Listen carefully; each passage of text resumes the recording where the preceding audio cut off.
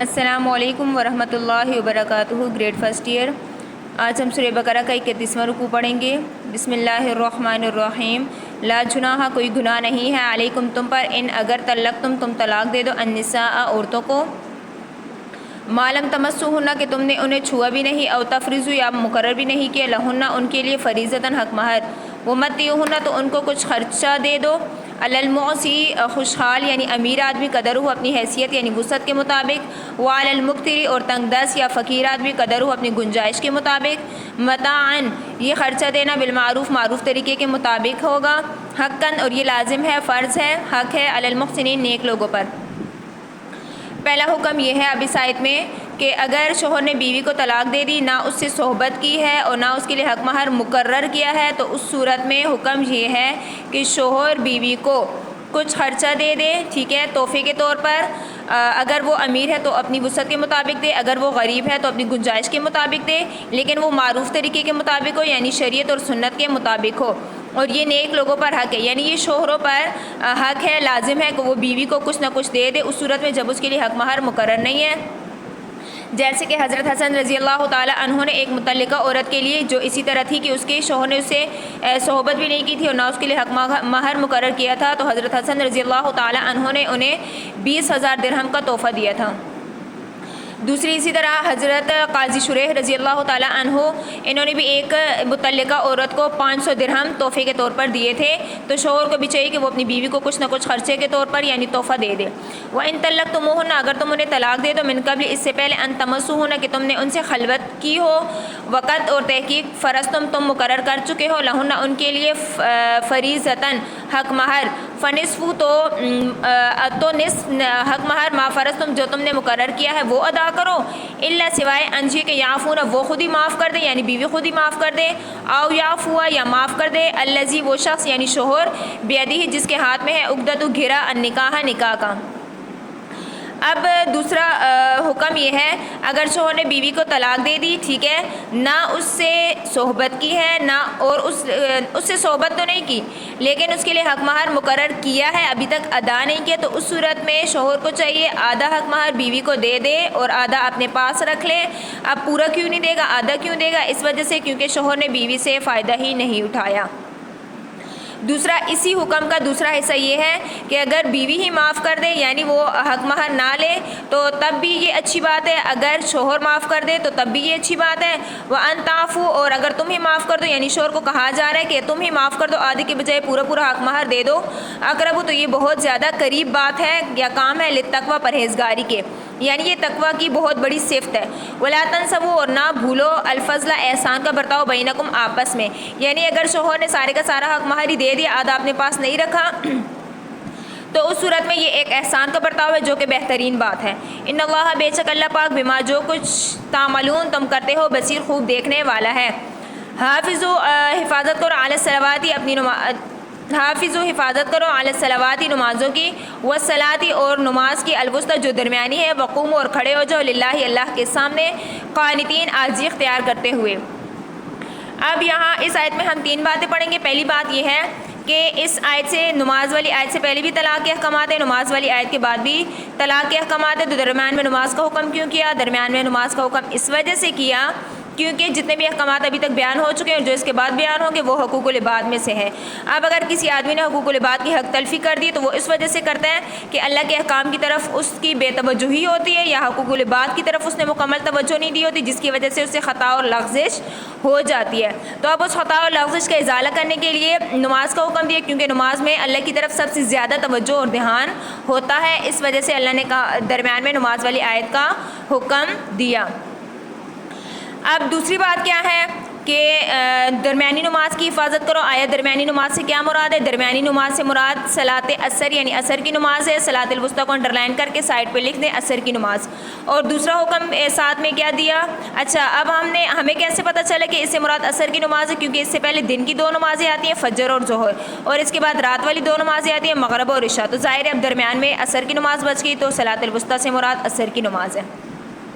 ساتھ ہی اس سے پہلے کیا حکم دیا؟ حافظ علی الصلوات، نمازوں کی حفاظت کرو، لیکن خاص طور پر درمیانی نماز، عصر کی نماز، اس وجہ سے کیونکہ یہ ایسا وقت ہے جس کی وجہ سے لوگ زیادہ تر کاموں میں مشغول ہوتے ہیں یا سوئے ہوئے ہوتے ہیں، جس کی وجہ سے ان سے یہ نماز رہ جاتی ہے۔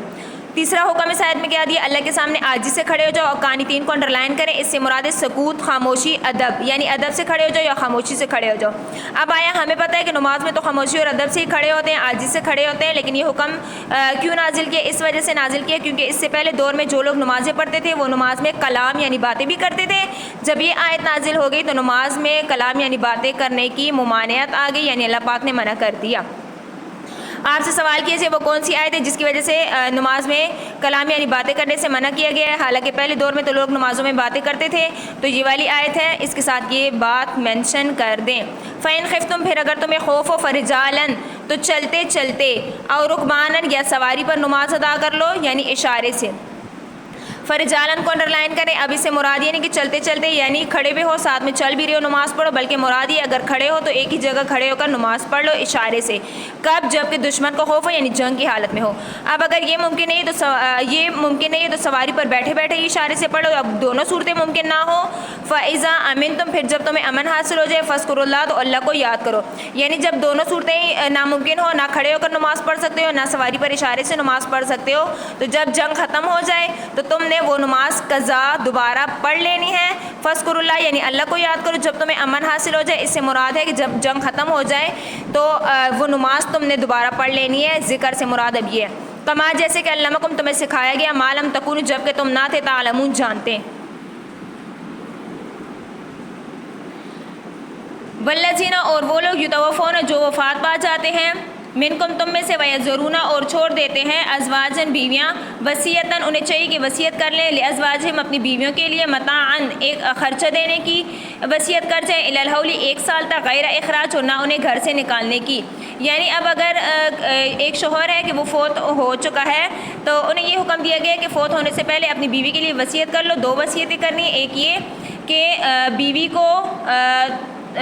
کو ایک سال تک سسرال ہی خرچہ دے گا، اور دوسرا یہ کہ بیوی کو شوہر کے گھر سے نہیں نکالا جائے گا جب تک اس کی عدت مکمل نہ ہو جائے۔ اب یہاں پر ایک سال کا حکم کیوں دیا؟ حالانکہ بیوہ عورت کی عدت جو ہے وہ 4 مہینے 10 دن ہے۔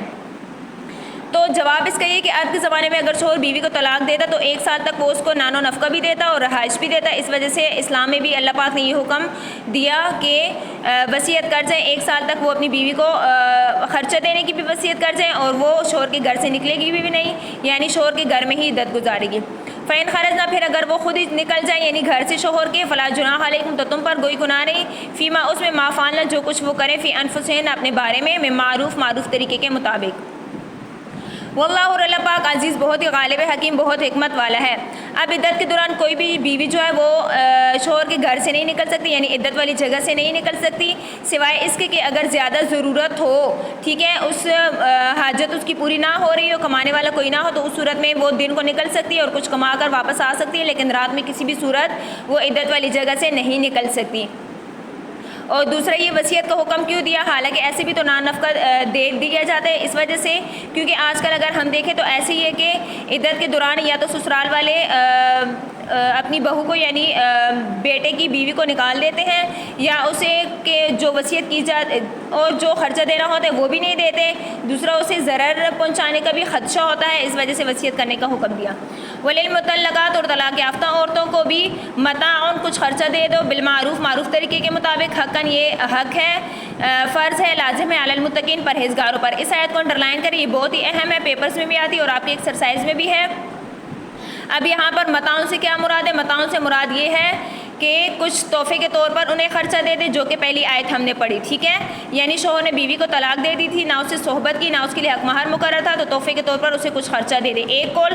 دوسرا قول یہ مراد ہے کہ شوہر نے بیوی کو طلاق دی، اس سے صحبت تو نہیں کی لیکن حق مہر مقرر کیا تھا۔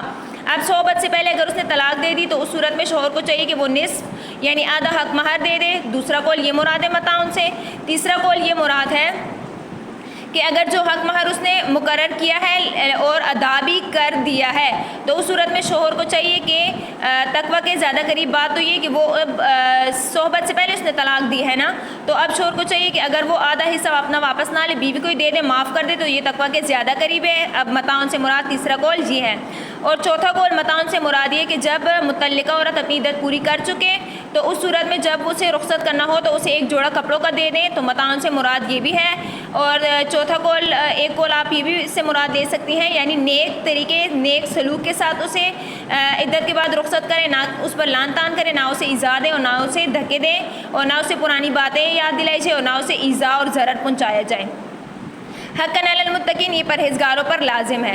کذالک، اسی طرح یبین، واضح بیان کرتے ہیں، کھول کھول کر بیان کرتے ہیں، اللہ پاک لکم، تمہارے لیے آیاتی ہے اپنے احکامات، لعلکم، تاکہ تم تعقلون، سمجھ حاصل کر سکو۔ سبق یاد کیجیے گا، جو جتنی صورتیں ہم نے 3-4 پڑھی ہیں وہ بھی ساتھ بک کی سائٹ پہ مینشن کر دیجیے گا، اور صلاۃ وسطیٰ سے کیا مراد ہے، آیا سواری پر نماز پڑھنے کا کیا حکم ہے، اور جنگ کی حالت میں نماز پڑھنے کا کیا حکم ہے، جنگ ختم ہو جائے، امن حاصل ہو تو کیا حکم ہے، اور اس کے علاوہ ہم نے کیا پڑھا کہ بیوہ عورت کے لیے وصیت کرنے کا کیا حکم ہے، اور متعلقہ عورتیں کے لیے متاع بالمعروف سے کیا مراد ہے۔ یہ سارے کا سارا سبق یاد کیجیے گا، پیپر میں آ سکتا ہے۔ اپنا خیال رکھیے گا۔ وآخر دعوانا ان الحمد للہ رب العالمین، فی امان اللہ۔